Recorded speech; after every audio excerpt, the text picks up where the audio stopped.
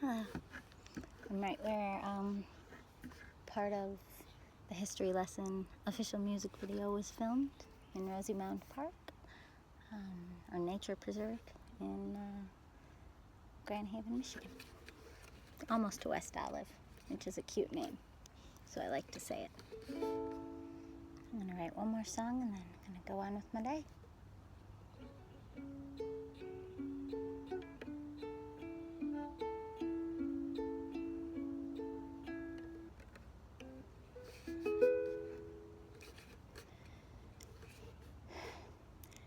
Take your place at the wheel and feel as alive as you are right now, right now. Take your time at the wheel, follow those instincts right now, right now, right now. 'Cause it's a long road ahead, and it's not time to be asleep at the wheel. You're about 10 or 20 years before the driver's seat will be a bed. Maybe 30 or 40. Let's see how Tesla does. Or the Tesla in our minds. 'Cause I'm driving just fine. I feel like a tiny little sprout in a forest of great big pinstripe trees. A tiny little sprout, and I know what this feeling is all about. It wants to own me and consume me and convince me that I will always be small, but I'm the largest thing of all. So many trees would go back if they could, 'cause I'm the largest thing of all. If you can let yourself be as small as you actually are right now. There's power in a sprout. You're turning things inside out. Inside out, it's the life of a tree, and you're at the start, and that's the biggest thing when you're growing, the biggest heart you've ever had, you've ever known. It's almost time to come home to yourself. You've never known this kind of love for yourself, for the world. You've never known this kind of love for the world and for yourself, for your house, for yourself, dear, for the health of you and those you love, for yourself,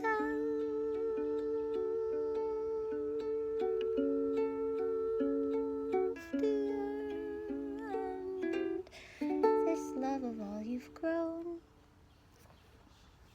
this love of all you've known, this pain of what you've shown, while feeling so unknown.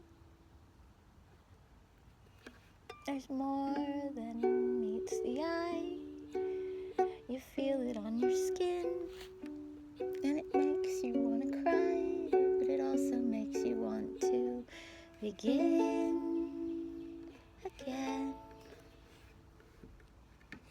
begin.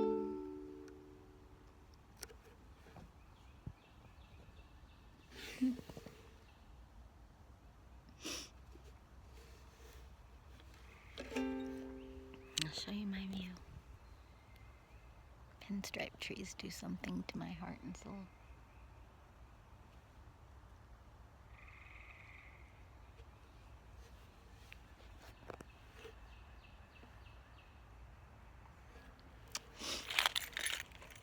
Thank you, coffee mug, for being a phone stand. Really should have better gear at this point in the game, but I think it's because I never really mean to do this. This is not what I meant to do going out today. I meant to take a long walk, drive to Holland, go to Spring Lake, get a giant soft pretzel, take a walk there, one of those two things. But a cop pulled off the side of the road right behind me, right before Rosie Mound, and I pulled in here because I was like, well, if he's gonna pull me over, I might as well pull in here. But he wasn't going after me. He just happened to go from park to drive right after I did. So, plus, what was I even doing wrong? I wasn't doing anything wrong. So, I was on the phone with my sister, but it was speakerphone, so it wasn't blah blah blah. Anyway, so I ended up at Rosie Mound, and Rosie Mound has a lot of charged energy for me because I've left so many important memories here. Music video, some walks during some really depressing times, something really annoying that a friend did to me one time when I was here, and she didn't understand me at all when I drew a boundary, and she made fun of me pretty hard for the boundary I drew. But in hindsight, like, ew, she was actually just super inappropriate and drunk and on drugs, so calling that one out. And then I still didn't let myself just have a boundary with that person. I still felt guilty all the time later, but you gotta let those things go. I'm saying that to myself. You've got to somehow be able to come to a space where something like that happened and not always relive it like, ew, I didn't want to be thinking about that, but now I'm thinking about that. I hate this place. That's what I do. I hate whole places because I don't like that I remember. I'm like an elephant. I remember everything. And I remember not just the thing, I remember how it made me feel or how I chose to feel. You know, instead of feeling powerless in a moment like that, because a friendship was kind of ruined, some people would feel powerful in a moment like that because they found their voice and put their foot down and said, no, you can't. I'm in a committed relationship, like, back off, girl. But, and then to be shamed after saying that, it's like, some people in my role would feel really great. I'm like, oh, I drew a boundary, and it is a healthy thing to do in a moment like that. But instead, I just proceeded to feel really guilty and sad. Not guilty that I drew the boundary, but just like, I don't know. It's like I just have this mixed up view of humanity. Like, if somebody takes something that I do to them and turns it around and flings it back at me and calls me like a prude or something for not wanting to be a swinger or whatever, it's like I internalize that so deeply instead of just thinking, wow, that's really traumatized of them, to, in a moment that I tell them my needs and my boundaries, for them to fling it back at me and criticize and insult me just because I'm different than them and because I don't want to do the same things they want to do with their time. I think I was even respectful to her, but anyway.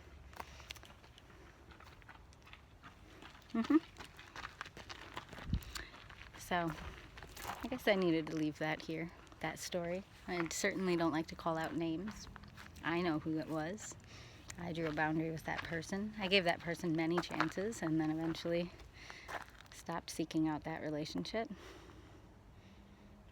And I think it was around then. And then later I forgot about that experience and let them back into my life more and more. And so it's just like, I think the reason I'm an elephant is because I'm also kind of a bumbling idiot.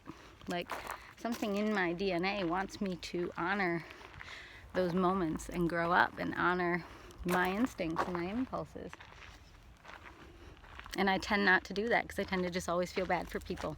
And then when I feel bad for people, I give them infinite chances. So long, like including like a 9-year abusive marriage once in my past, my distant past now, thankfully. But you don't have to give people infinite chances. Okay, I'm getting a Bible app thing telling me to read about something called the yo-yo effect. I guess I'll go read that. Or I could read it later. Or I could never read it. Anyway, you don't have to give people infinite chances. I think there's a Maya Angelou quote about that, and I really do feel my own time shrinking the older I get. You can give people one chance and then be done. You're not a mean person if that's all you give. Or you could do 2 or 3.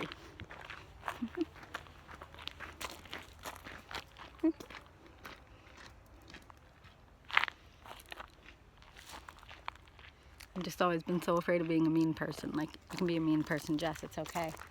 And the thing is, everything's relative. So one person might think, holy cow, she finally had some boundaries. That makes her kindness look much more sane. Whereas before she was just a doormat and let everyone walk all over her. So some people could actually think that being a kind person is more appealing by seeing me actually have firm boundaries and not just tolerate all kinds of crap. But I was afraid that if I ever said no to anyone for anything ever, or drew a boundary, that the whole world would like swoop up and think I was mean, and that would be the equivalent of being ostracized, or would be like a reason to be ostracized. And I feel like I've been an outcast in enough situations, more like middle school and stuff, but still, like, it makes me always afraid to ever have to go back to that. And it's like, well, get over that, you know. The right people will keep you close. And similarly, I don't even like having that many people close to me because I'm always writing songs and doing things on my own. So I have my team, I have my people, like, I'm good. Universe, like, I don't need a bunch more people all around me. Like, I already have more relationships than I can keep up with in a way that gives me a feeling of integrity and love. Like, I already feel like I could do so much more for the people that I love the most, so I don't need to attract more crews, you know.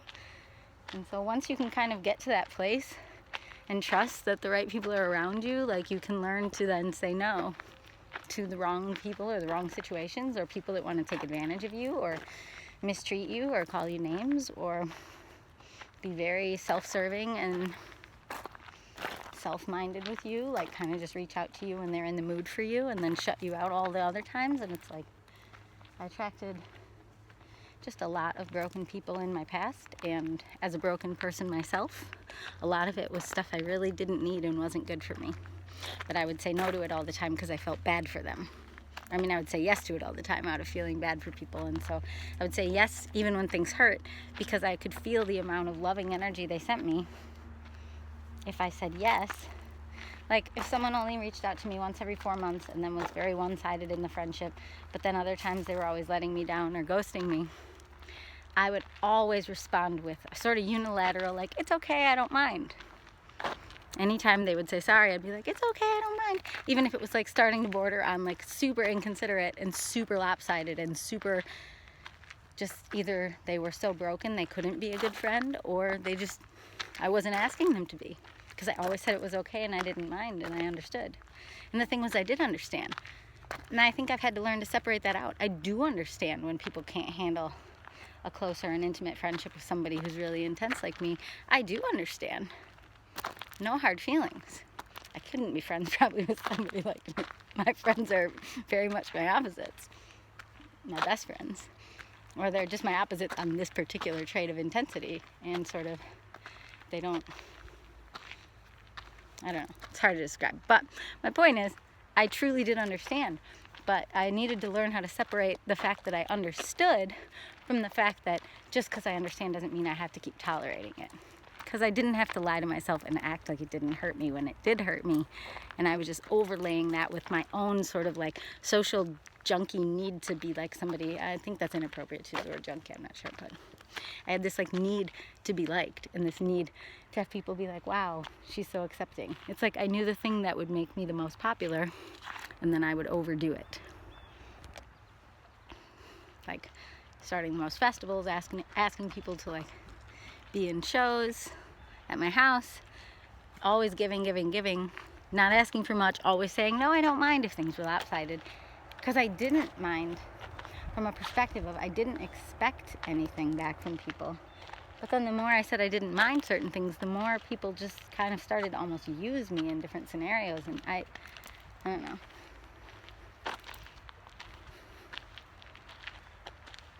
It's kind of that trope of like you get what you ask for, or people treat you the way you expect to be treated. So like You get respect if you expect respect. That was actually hard to say. You get respect if you expect respect. Okay. Think of that. That's note to self. And you don't get respect if you expect to be mistreated, or you expect to be someone who just gives infinitely. That's how people will treat you. They won't even mean to. They'll just treat you the way you expect to be treated. At least that's what's been true for me. And if you put up with people, now I'm thinking of someone, not myself, who puts up with a lot of things too. And I'm thinking of that person and the way he tolerates all kinds of things. And it's like, if you tolerate those things and seem like you'll still be a friend despite all of these ways that your needs are never being considered or rarely being considered, then that's how people will continue to treat you, because that's how they're getting something out of it without having to give anything back. Why would they change how they're treating you? They won't. They'll keep being in that imbalanced dynamic with you because you're not asking them to rise up. You're not asking them to try any harder. You're not asking them to be any better or give any more. You're saying with your actions that it's okay that they don't really respect you or your time or your preferences or your needs. They just like what they get from you. And that doesn't mean they don't love you. They do love you. But if you don't ask people to balance things out with you at all, they won't. It's like a child. If you don't make the child do any of the chores and you do the chores for them, or you hire a maid to do it, why would they just suddenly rise up and start being accountable for their life and their belongings and their mess? They won't, because you're doing it for them. Friendships are a lot like parenting all that, because like if you don't teach each other what you need, if you don't share that information, then they think you literally don't need it. Why would they just start to guess that you might need more than what you're asking for? I don't know.